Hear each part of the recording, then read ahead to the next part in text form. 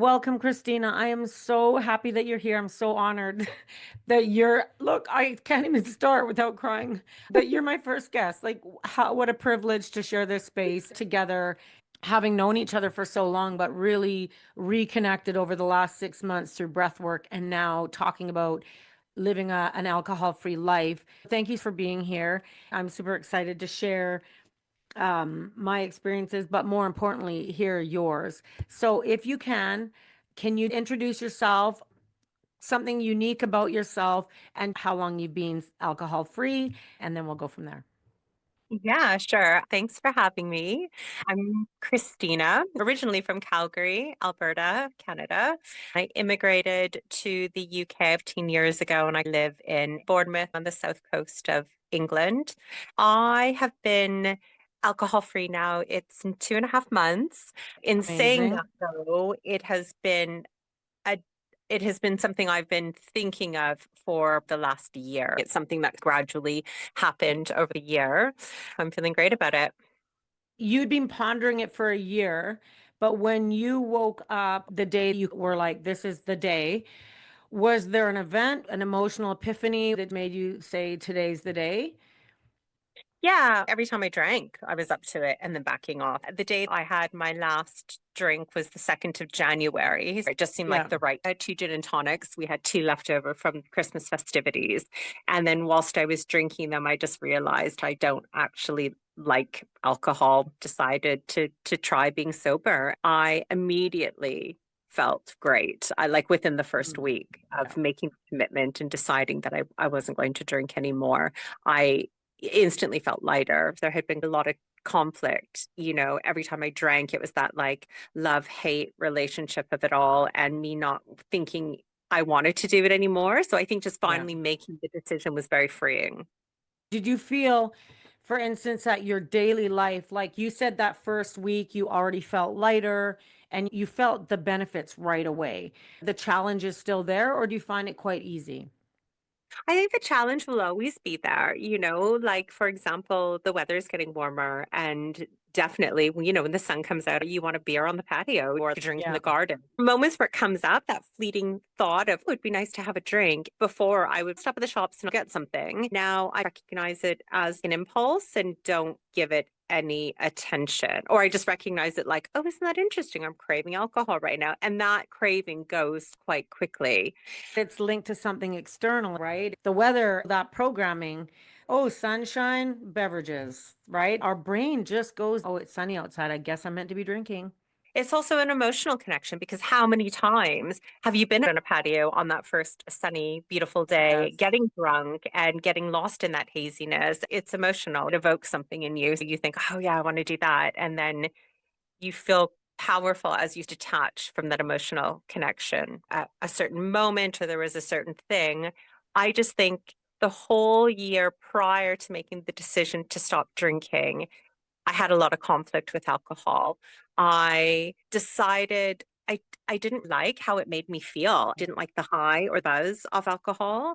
Then I started getting next day anxiety, which I had never had before. I did know a lot of people growing up, they'd be hit hard the next day with anxiety or guilt. I never had that. But the last year, even one glass of alcohol the next day, I would think, oh, did I overspeak? Why would have I said that? I wouldn't have normally acted like that. And that Mhm. started to really bother me the most Well, is feeling that the next day. I wondered from a scientific perspective, I always struggled with the anxiety afterwards, like the Mhm. whole, I felt like I was cheating on myself. In many of my friend groups, how you gather is what you do. I Yeah. always felt I wasn't part of everything. I knew deep down I didn't want this.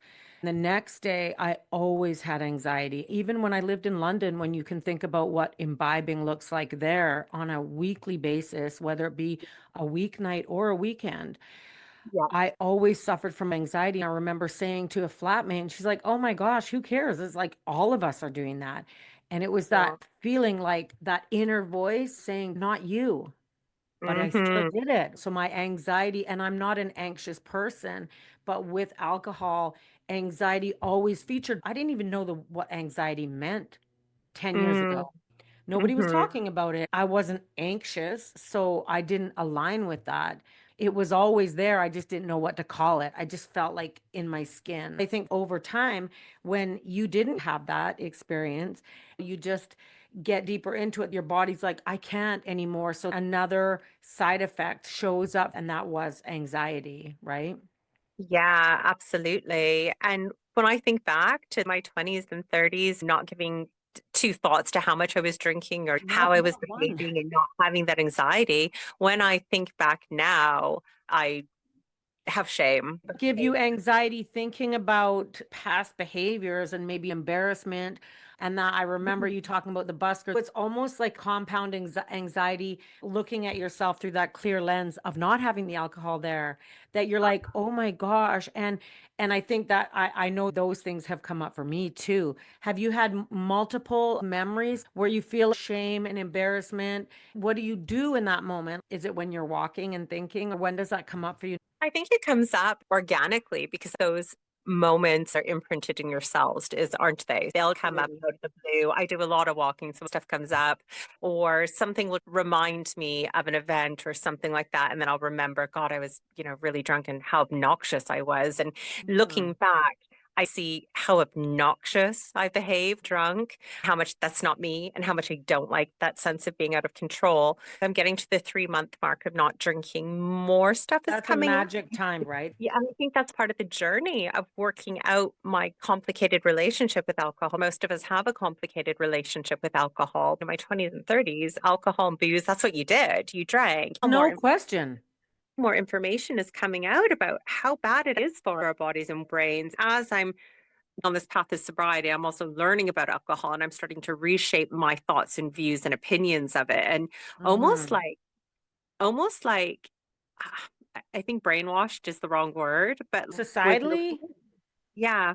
I think it's a great word. Advertisements on TV are all people at the lake having Mhm. fun at the beach. It's all glamorized. Christmas parties, events, that's how you celebrate, right? Now they're starting to with alcohol-free beer and alcohol-free gin bars opening up, but there didn't used to be any imagery that was associated with something negating, like an alternative. When you think about growing up watching TV and there's advertisements on all the time, that's just slowly seeping in, and then your circles and maybe your parents and friends and family, like it is so endemic that it is a form of, because the great thing about that is we can brainwash in the opposite direction as well, or rewire or reprogramming. Brainwashing has a negative connotation, but it's Yeah, still programming, right? And so yeah. from that perspective, you're stepping back, looking at it through a different lens, reflecting upon your life, your consumption, and how you fit in. Do you feel that now when reflecting upon some of your behaviors or how you showed up the release? Do you feel some of the friendships or relationship you had, because we used to drink together in Mhm. Calgary, Yeah. thinking about the flight attendant training, having such strict rules and trying to consume alcohol before the time stops. So now we've come back together as a result of holistic modalities such as breath work and Mhm. connecting in that way. And now the sobriety. Do you feel a sense of disconnect or loneliness or wondering where you fit in now that you're not in certain friend groups or with family members? Do you experience that within this new journey? Yeah, definitely. There's always that mentality, especially if everyone's getting ready for a good night out, there will be alcohol. I'll start prepping in advance and say, I'll go out, but I'm not going to drink that night. And they'll be like, yes, you will. You start getting that. And I don't even think that people are realizing that they're pressuring you. It's being able to go out and be around people and learn ways that you can say no and make them understand you're saying no. You're not being polite. You don't need to be goaded or peer pressured into a drink or just for one night. No, this is different. Yeah. This is a lifestyle thing. And I Or think, even they don't like even that bit. Look at us trying to make people understand. We don't need to make people understand. We feel we have to because it is so powerful. I also think it's uncomfortable for people that you used to drink with. People Yeah. used to be going out, having a few drinks, ruckus, don't feel comfortable with you saying no, unsettles them. you're saying no, but you used to always drink and now you're not. It creates discomfort in other people as well. So I think that that's challenging. I find one thing, though, that's been helpful is I talk about not drinking to people outside of an Mhm. event. People know I'm not drinking and I feel great. I've had a positive effect by stopping drinking. Yeah. And I don't know that everybody has that effect. And for me, I didn't like alcohol enough that it was challenging for me to miss drinking. Like it Yes. must be very difficult if you're someone who enjoys the drink. And I have quite a few Or friends even, who enjoy and it. it's like an addiction issue. There's a wide spectrum of how alcohol affects your life. That's probably why I haven't shared a lot of my sobriety journey. I knew all along I didn't love alcohol. I was doing it to fit in, to not Mhm. challenge relationships, to not feel left out. From that perspective, I think when I walked away, I haven't wanted a drink. It's never Yeah. crossed my mind. I feel empathy for those struggling daily. That's a Yeah. whole different story. And to break away. So not only are you dealing with your own issues, then you're thinking about breaking away from that safety net of the people who you did drink with. We go straight into feeling, and I have an immense gratitude to have stepped in. You mentioned 1 week and you felt better. I felt better on day one. Lines emotionally. When you step away, you start experiencing health benefits right away. Not everybody has that experience. That's why I feel grateful. I've been muted around this topic and only starting to talk about it is because we're allowed to all be on a different space and a different, I have a friend who reached out and identifies as an alcoholic. She doesn't work a Mhm. program, she doesn't go to any meetings, but how she feels is she's like, I'm an alcoholic and I only gave myself that gift of admitting that a year ago. Yeah. From that perspective, if you haven't struggled, you go into the good bits almost right away, right? For someone who can identify as an alcoholic, it actually doesn't take a lot to actually be classified as an alcoholic. I can't remember what the stats are, but if you have 6 drinks weekly, that's concerning. But if you think about that, there might be someone who's having 3 drinks on Saturday and 3 drinks on Sunday and not thinking anything about it. But the level of where you start being classified, and if you're doing that weekly, it's very interesting what on paper deems you having an alcohol issue or being an Or alcoholic. And alcohol misuse. Yeah. it all has to do with the dopamine effect on your brain, right? And the Yeah. pain trigger that goes along with it. We talked about anxiety after alcohol. Part of stopping drinking, I've started breaking down what I was taught about alcohol. It's fine. You go out, you party, you get wild. Whoops, you blacked out. Well, that happens. We had a great mentality to start learning about alcohol.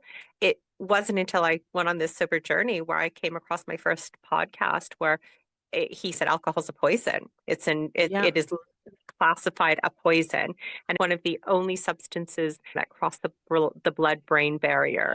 Yeah. Once I started learning about it, it was shocking to learn And what it it's was. and it's it's sad that's all being stifled and responsible for 7 kinds of cancer. 7. Incredible. Like that's Cancer and depression, anxiety, inflammation, the list. violence. It's shocking when you start learning about it. That in itself is sobering. The definition of alcoholism is continually changing. There's more information about brain volume loss, cancer, inflammation, depression, anxiety. It's changing. You don't have to be fall down drunk, losing your house to have alcohol holding you back. And it's actually quite criminal that it is being so easily obtainable. Like even look over COVID, the liquor stores didn't Mhm. close. Doesn't that just say it all? All the Mhm. gyms were closed, but the liquor store was open. We can't close that because we've got such a high percentage of addicts in our culture. That's scary. More people are taking this into their own hands and saying, okay, I am going to take control of this. It doesn't matter if it's readily available. We're choosing this for ourselves. Here's another question, Zenon. How would you say your relationship with him and your parenting presence and your presence within yourself, like, have you noticed a difference even in this 3 months of how you parent, your presence with him, your confidence, creativity? Have you noticed a difference? Yeah, absolutely. It got to the point with alcohol where even if I had a drink, I felt miserable for 3 days afterwards. And if I had more than a drink and like had a literal hangover, like if I overindulged in alcohol, I would actually describe my hangover. Like I would say to people, my hangovers are really bad. I almost feel like my brain is swollen. Learning about what happens to your brain. It feels like my brain is swollen because it is. I feel like this has been part of a journey of leveling up, becoming more authentic. I think more clearly because I'm not having the ups and downs of putting a poison into my body and having to recover from that. Mhm. But I just feel like it's made me more stable, not so many emotional ups and downs because you don't have a substance influencing you. My son is 9, quite a switched on 9-year-old, but we have conversations about alcohol. He is realizing maybe drinking's not super cool and maybe that's not something I have to do. He's not looking forward to, I can't wait till I'm 18 and I can go and get drunk at the bar. That was very much Yes. the way alcohol was presented to us when we were younger. Doing that in your life just helps them to realize there's other options, you know? Yeah. So, That it's yeah, normal, that it's your natural state to not have alcohol in your home. Because even when you're 18, I grew up in BC. So people would cross over to Alberta when they were 18 so they could go to the bar earlier. It's quite sad that the race to add toxins to your system, to alter your reality. Yeah, I feel when we choose this sober path for our children, Jazzy says to me, Mommy, do you remember when we used to always go to the wine store? I'm like, yes. I sure yeah, do. But now, yeah. if I've got something in a glass, she knows it's an alcohol-free beer or soda Mhm. water. Role modeling, not only are you more present, but the little stuff, like with advertisements, the little things, Jazzy and I talk about that, how it's still a lot of programs that really normalize and programs normalize people always having a wine in their hand or always Yeah. having alcohol there. We have Or this what double way to do it, role modeling, but also the opportunity for dialogue, right? Yeah, 100%. Or what about the character of who needs 3 or 4 glasses to get through the day? That's a whole thing, isn't it? There's And memes about it. but don't you think that's systemic? Why is it the joke that the woman has to drink to get through the day? In my case, not a single parent, but what about in those women that have that support there and they're still doing the lioness share of everything and leading them down that path Yeah, to drink to get through the day? And even those cups that say not coffee or or whatever. that Yeah, it's not, this exactly. is, there's a good chance this is alcohol in here and it's on a cup and you're advertising it. It's supposed to be funny. And Yeah. I feel like I was part of that, Oh, yeah. joking about the consumption. I'm not holier than thou and I'm not sitting in any space with any patronizing. It's part of our culture. For women too, our physiology handles that differently, right? Yeah. And you asked a question earlier about how I felt when thoughts of things I did when I was drunk being obnoxious and how I feel when I reflect on it. I think it's part of this whole process. Sorry. Uh-oh, I'm gonna sneeze. Oh, no, I'm not. The whole process of healing. And I try to not pass judgment on myself. And it's almost like I'm looking at a young person who didn't understand what else was available in life. I was dumbing myself down and not living to my true potential. But I also use it to forgive myself and realize all of that was part of the journey to who I am now. I've not been through AA, but I know there's a part where you ask forgiveness and you apologize to people you wronged. I Yes. almost feel like my need to repent. I have to revisit, look at it, feel it, and let it go. It's part of finding forgiveness and balance within myself, if that makes sense. Even with AA, I've never been to a meeting. I do my own healing through breath work, meditation, and training. But I've actually, over the last months, had moments come up and go, oh, wow, was that an unreasonable way to behave or thing to do? I just apologized to my parents for something my sister and I did when I was 17 in Mexico. We got drunk, went out in a cab to the other side of Mazatlan and partied. They were on the beach looking for us. I woke up, we were on a hockey tournament. When they showed up, I gave them a hug and I was in tears and I just said, I'm so sorry. And I spoke to Jasmine about it. I said, Jasmine, mommy never would have done that had I not been drinking. So I've sent like lots of apologies. It's cool how it organically comes about, like you said, to repent when you're clearing space within and letting go of that old version. Stuff for me is alcohol related. There's also stuff that comes up that can be like, just sending out an apology and say, hey, did this make you feel this way? She said, no, it didn't bother me. I said, even if it didn't requires an apology, but it Yeah. gives you more ability to reflect. Whereas when you're drinking, I just don't feel like you can go to that depth of your being because your body's in fight or flight. It's trying to figure out how to get rid of toxins, talk yourself off the emotional ledge of judgment or anxiety from the hangover. It's neat. That's packaged for people in actual addiction, but it organically starts to happen for you and I in that space. Yeah, absolutely. I also think it's interesting, and not that I'm judgmental because I've been there, but I find that listening to people who are still drinking a lot. I had someone recently who came into work the next day dragging their feet and said, "Oh, I had 2 or 3 glasses of wine last night." And in my head, I'm like, 2 or 3 glasses of wine. When you stop drinking, you realize how much 2 or 3 glasses of wine can do Yes. to you. Or To you. hearing stories about going out and having a bottle of vodka. Oh It, gosh, yeah. my mindset on alcohol has changed. That's been an organic process. I pass no judgment. When I hear the numbers, I'm like, wow, I used to think that was normal too. Now Yeah. it's like, my gosh, bottle of vodka, I'd be out for 5 days. Think of the recovery and how they must be feeling now. And It's the other part is that piece where they talk about how much, and the solution is often another drink. yeah, Like it really yeah. is. And I've done that where I'm like, oh my Oh gosh, yeah. I'm not going to get through today. I feel so That's depressed and it. so anxious, especially if that's your circle. You are still connected with people in that same game. The opportunity exists to do it together. So you can feel like you're healing this emotional state in that moment. You're just pushing it further down, right?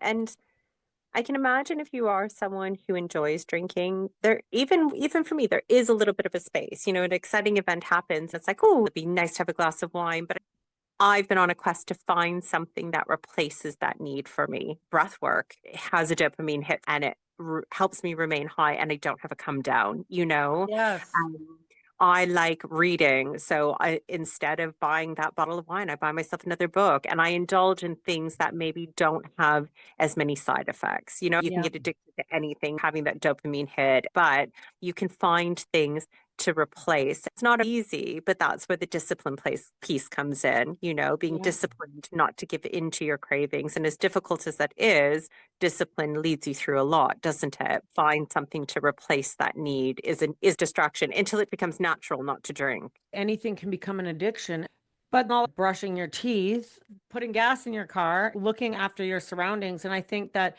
from the dopamine bit, that you are creating physiological processes. You're giving yourself the opportunity to maximize on what's going on in your body when you create that dopamine endogenously through breath work, meditation, training, through whatever it is. You like it goes up and then you don't plummet like you talked about it not plummeting. It doesn't come down below baseline. Also Mm. endorphins, your body saying, here's your reward for this path. One of my young clients, when I told him about doing breath work every day, he's like, are you addicted? And I said, well, it's self-care. I don't stop Mhm. drinking water, but it's that perspective that something that you do daily isn't an addiction. It's more becomes the foundation of your life as opposed to going, oh, I'm addicted to breath work or training or yoga, or it's just fundamental to you living your happiest, healthiest version. And I think that dialogue, generally, when people go, you can get addicted to anything, it's like, well, how do you define that? If I do breath work every day, I'm addicted to breath work, but I think I'm addicted to loving and caring for myself. And that word is got those connotations. I'm anchored in to it. You're disciplined enough to choose the breath work, reading, walks on the beach that are nurturing, supporting you. It's that Yeah. positive feedback loop as opposed to addiction. It's discipline, love, and all the good things, right? The healthier you become, the more you remove poisons like alcohol, and there's lots of other poisons. We won't go into that, but the Yeah, more you we've got remove yourself from all of that, the more you realize what you're capable of. The final piece was deciding to stop drinking and deciding not do that cycle of damaging myself and having to yeah, recover. because it takes But a I lot think of energy to it pull your does. business up again. You're like, oh, I did that again. Yeah. The clarity of thought that you achieve from not having to do that cycle more than ever before. If you decide to stop drinking, you are more supported. I A meet more hundred. 20-year-olds who don't drink. I admire that because I wish I hadn't drunk as much in my 20s. I would drink to get annihilated because that Yeah. was normal. The conversation never came up to not drink, the damage it was doing on your body. Young people aren't spending money the way our generation did. More pubs are closing in the UK because they don't have the patrons they used to. That Yeah. culture is changing. Isn't So, that crazy? Some of those pubs could be hundreds. Think about London. I Think about how know many pubs are in London that are like from 1623 and rebuilt after the Great Fire or whatever. That, I mean, really, that is progress, right? I that want to you. circle back because I don't want to forget to ask you this about you're an artist, okay? And Mhm. you're a creative being. Do you feel that spending time with a clear lens, feeling more yourself, more present, has affected your creativity? Has it given you that internal push because you create beautiful things? You turn life into art. Remember the boxes? So from that Yeah. perspective, are you still inward, cleaning out, and then it's going to flood out of you, or has it already started to happen? It's already started to happen a bit more with writing. I've always been a writer. About a week ago, I decided to commit to writing the book I've always had inside me. I feel now is the time to begin. I'm not sure if I would have had that clarity if I was still in this cycle of drinking and recovering. I think, especially with people who do things. And you hear about writers who did their best writing drunk. Stephen King is a perfect example in alcoholics and had to break away from that pattern because it's very easy to fall into the pattern of using something to help you reach those places, to reach Faces. that creative process. So yeah, I think I'm still in the early throes of re-engaging my art and finding inspiration again. But there's this clarity of thought and belief that I can do it. I can accomplish that, start it, manage it, and get a result. Yeah. Hmm. Well, that's good. It's a journey, right? Even us sitting here, me deciding it's time to start talking about this takes time. When you give yourself grace, think about your breath work and showing up for yourself and the creative things you do. That foundation too, that you're still in that space of clearing the canvas, getting ready for that. And when you give yourself that grace and you're not like, "Oh, I should be doing this a year ago." It's like, no, I'm going to do it in the very right moment. The right moment could be in a month, a year. It's exciting to know those pieces of you are just waiting to come out. Yeah, absolutely. This is the best part of the journey, not when I was drunk and partying. This is the clarity and revelation. So, is there any other piece about your journey you want to share? Hasn't quit drinking yet? Maybe a little pearl of wisdom or an experience that you've had in your sobriety that really has felt really good. In case somebody's on the precipice of change, these words could create change for them. Well, don't be so hard on yourself. It was a good year of me wondering if I even enjoyed drinking, if I wanted to do that, and how did I want to give it up, and how did I feel about it. I was gentle with myself and let it be, just listen to myself and ended when the time was right for me. It wasn't like I said, I'm doing it tomorrow. And if I failed, I would go into self-sabotage. I do think that, just being kind to yourself. If you stop drinking and go a month and have a drink, you can stop again. Or Month still counts. Radical self love. Gaining for that month is still cellular love. absolutely, and your body still gets respite. I think that would be what I would say. Let it be an organic process and don't be so hard on yourself. We're so driven as a society to have a goal, reach and achieve it that we And often that miss the there's a time, like there's like a snapshot. Everything yeah, yeah, marketed at some snapshot end yeah. time. And it's like, no, this is, and even with training, breath work, meditation, or whatever your journey is, you don't have to do it all today. It's for life. I find that calming because one morning get distracted. It doesn't matter. I'm there. Mhm. It doesn't have to be Exactly. perfect. When we give ourselves grace, you don't have to do it all today. Just do Yeah, something a little yeah. bit today. And maybe the day is where somebody decides they're having a glass of wine and then the next day they feel badly. It's like, well, you can do a little today. Just be gentle because it goes a long way. And we hear that a lot, but to actually implement can be difficult, right? Definitely, because self-sabotage is real. If we're not Gosh. perfect, we want to ruin it. So I found going to social events difficult when everyone else is drinking, when you're not, that's difficult. So I would go and I'd have the intention, I'm not going to drink. Inevitably, I would have a glass or two. Normally, I'd have four or five. I had one Yep. or two. Small accomplishments. I would buy a bottle of wine and I would end up having two or three glasses out of it, let's say, and there would be a quarter left. I would pour the rest of it down the sink. For me, it was like, okay, but I didn't have the bottle, right? And so Yeah. I think reframing your mind to celebrate the experience and Yes. find, what you did that was different than what you would normally do. And then if you do have a night where you do end up having 5 drinks, get up in the morning, decide how to reframe that the next time you go to a party. I don't want to do that again. I don't want to Yeah. feel like this And ever again. that's And growth mindset. If something doesn't work out, you're like, oh, it's all done. No, growth yeah, mindset where you go, let's get back and go. From that perspective, giving yourself that grace is very empowering, right? yeah, absolutely. And don't be afraid to talk about your journey. Don't make Yes. it a singular experience. Find a group of people, and maybe that group is AA, a book club, or is We're whatever working on that that group. We're working on that group right now. yeah, And that you community can to help exactly. people feel not so isolated. Share your journey. I had this feeling of fraud in that I didn't struggle letting go of alcohol, but I've struggled with friendships changing or guilt that I haven't struggled with not having a drink. It doesn't mean it's not a beautiful journey. I've stifled my voice because of that. Sharing a post the other day, one of my friends reached out to let me know she's an alcoholic. And I think from that perspective, even what you were saying about what your message would be to somebody that's listening that might be on that precipice is our voice matters. And sometimes when we're in that space where everybody's drinking, I know I've held back because I think the judgment that people think you're placing on them when you're not. I'm like, I'm going up the mountain no matter who's with me. I'll meet those people at the top or along that journey. If someone thinks you're judging them, it's just them judging themselves. I always held back on saying anything or even doing this because Yeah. I know the people that are close to me that still drink a lot. I still love them. Do I want them to stop drinking for their benefit? Absolutely. Do I talk to them about it? No. It's not a competition. My voice doesn't matter. No, all our voices matter. And when we connect like this and share, think about conversations before breath work. We're an hour late because we're speaking our truth. When we do that, no matter if one person or 100,000, it's an opportunity to share what you're feeling. Absolutely. You didn't struggle with quitting, but you struggled with drinking, being out and drinking. I was with you in London once where we went out and got really drunk in the next morning and just the horrible feelings that, came out of a night out and overindulging. So you did Mhm. struggle, but just in a Yeah. different way.